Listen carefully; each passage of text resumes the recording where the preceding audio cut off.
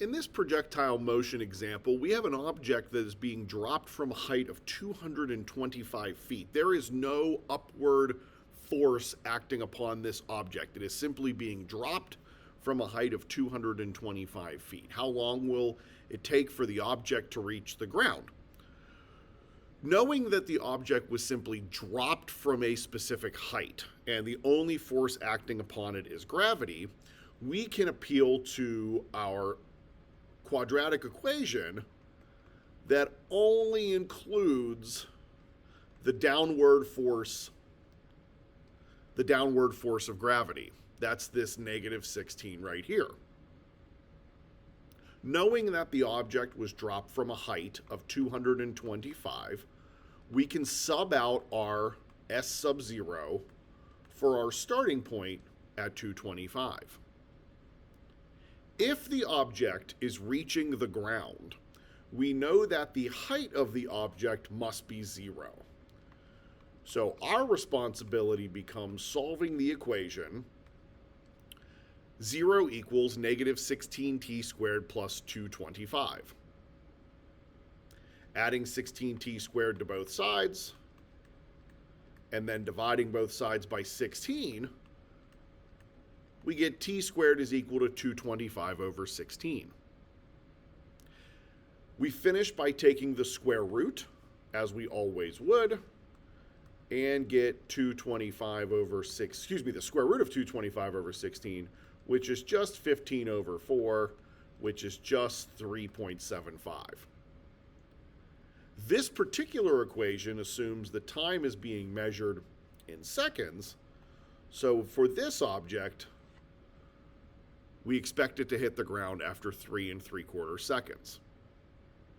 You'll notice when I took the square root that I was not so concerned with the negative root. I know that time has to be positive, so I leave the negative root out of my final analysis, understanding that my ending time would be 3.75 seconds. Here's the graph of that very parabola, h of t is equal to negative 16t squared plus 225.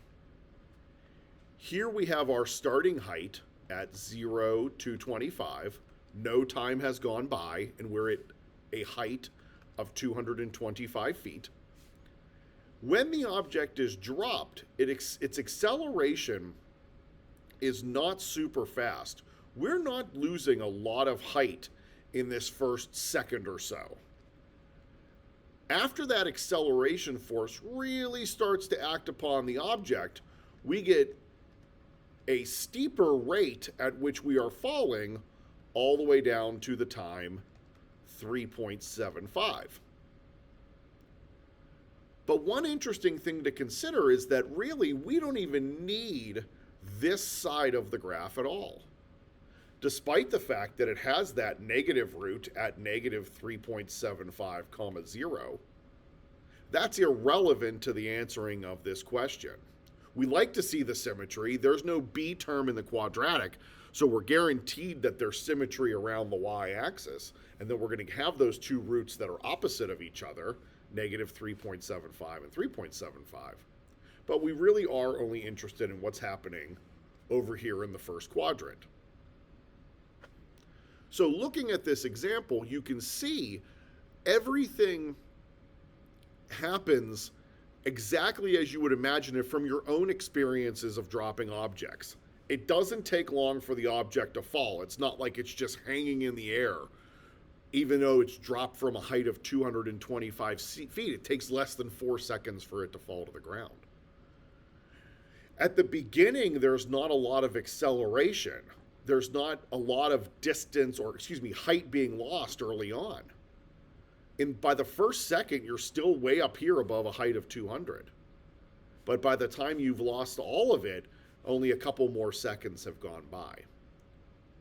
As long as you're able to differentiate in your own mind the two equations for a projectile motion, it should not be hard to decide which one to apply in a given situation and already have an expectation of what the graph is going to look like.